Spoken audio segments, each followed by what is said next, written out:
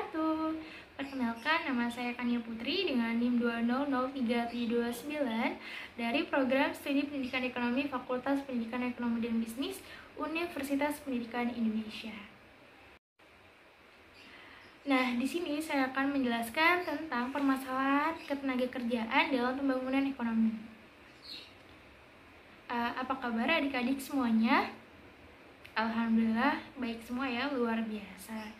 Mungkin sebelum kita belajar, alangkah baiknya kita berdoa terlebih dahulu teman-teman. Berdoa dimulai. Selesai?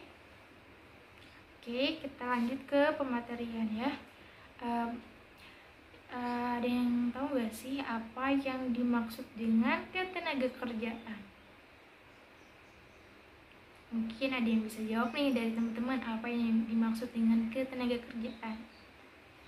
Oke, mungkin malu-malu kali ya. Ketenagakerjaan dalam Undang-Undang Nomor 13 Tahun 2003 itu menjelaskan bahwa ketenagakerjaan adalah segala sesuatu yang berhubungan dengan masalah tenaga kerja pada waktu, selama, dan sesudah masa kerja. Nah, ketenagakerjaan itu selalu berkaitan dengan penduduk. Kenapa? Karena bertambah dan berkurangnya jumlah penduduk akan berdampak pada masalah tenaga kerja, angkatan kerja, dan bahkan pengangguran teman-teman. Nah, tadi kan sudah disebutkan bahwa ada tenaga kerja, angkatan kerja, bahkan pengangguran ya teman-teman. Mungkin ada yang tahu nih apa yang dimaksud dengan tenaga kerja. Oke, benar banget ya. Tenaga kerja adalah penduduk yang telah memasuki usia kerja dan siap bekerja apabila ada kesempatan kerja. Nah, dibahas juga nih dalam Undang-Undang Nomor 13 Tahun 2003 tentang ketenagakerjaan, bab 1 pasal 1 ayat 2 menjelaskan bahwa tenaga kerja adalah setiap orang yang mampu melakukan pekerjaan guna menghasilkan barang atau jasa, baik untuk memenuhi kebutuhan sendiri maupun untuk masyarakat gitu. Nah, dalam penetapan usia kerja, setiap negara itu memiliki batasan usia yang berbeda ya teman-teman, sesuai dengan tenaga kerja dan nilai budaya pada negara tersebut. Nah, contohnya itu adalah negara India ya teman-teman. Negara India itu menerapkan batasan usia kerja itu minimal 14 tahun dan maksimalnya 60 tahun. Nah, ada juga nih negara Amerika Serikat. Tentunya teman-teman tahu kan negara Amerika Serikat. Nah, negara Amerika Serikat itu menetapkan bahwa batasan usia minimal kerjanya adalah 15 tahun dan maksimalnya yaitu 64 tahun, teman-teman. Nah, jadi sangat berbeda ya. Kita bisa lihat dari contoh dari India dan Amerika tadi. Nah, setelah kita belajar tentang tenaga kerja, kita lanjut belajar tentang angkatan kerja. Nah, ada yang tahu gak sih arti dari angkatan kerja nih teman-teman? Mungkin ada yang bisa jawab ya? Oke, bener banget, terima kasih yang sudah jawab. Angkatan kerja itu adalah tenaga kerja yang siap, mampu, bahkan dan berkeinginan atau bersedia untuk bekerja jika ada kesempatan kerja ya teman-teman. Nah, angkatan kerja itu memiliki dua unsur pokok ya. Yang pertama itu adalah pekerja dan yang kedua itu pengangguran.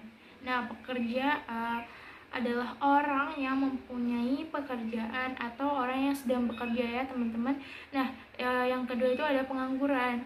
Pengangguran adalah orang yang tidak mempunyai pekerjaan atau orang yang sedang mencari pekerjaan ya teman-teman. Oke, lanjut lagi, kita akan belajar tentang kesempatan kerja ya teman-teman. Apa sih itu kesempatan kerja? Oke, mungkin gak ada yang tahu ya. Ada yang tahu mungkin atau ada yang bisa jawab apa yang dimaksud dengan kesempatan kerja? Tadi kan sudah dibahas ya dari tenaga kerja, angkatan kerja, bahwa kesempatan kerja itu sudah disebutkan berkali-kali. Apa sih yang dimaksud dengan kesempatan kerja? Gitu. Oke, mungkin ada yang malu ya, atau ada yang belum tahu. Kesempatan kerja adalah suatu keadaan ketika peluang kerja itu tersedia lagi teman-teman, atau bagi para pencari kerja. Nah, dengan kata lain, kesempatan kerja itu merupakan pertemuan antara permintaan tenaga kerja dan penawaran tenaga kerja di pasar kerja gitu. Nah, kesempatan kerja itu dapat juga diartikan sebagai jumlah lapangan kerja yang tersedia bagi masyarakat ya teman-teman. Bahkan tapi tidak semua orang itu bisa mendapatkan kesempatan kerja.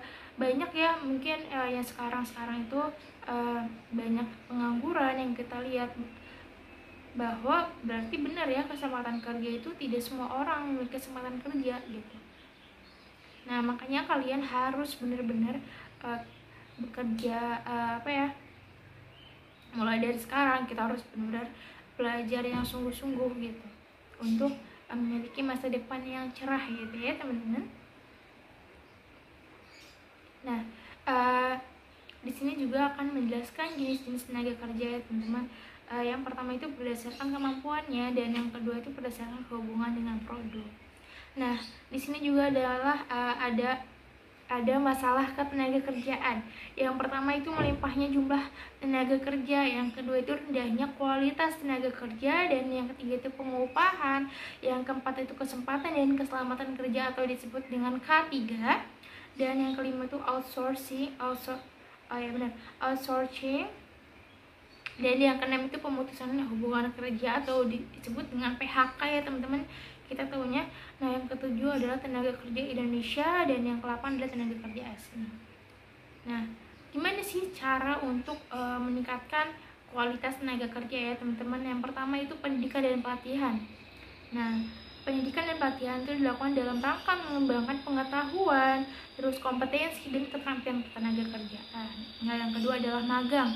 Magang itu ditunjukkan dalam rangka pengembangan kompetensi teknis dan transfer aplikasi teknologi ya teman-teman. Lalu yang ketiga yaitu pengelolaan produktivitas dan prestasi tenaga kerja ya. Nah, mungkin cukup ya dari pematerian hari ini.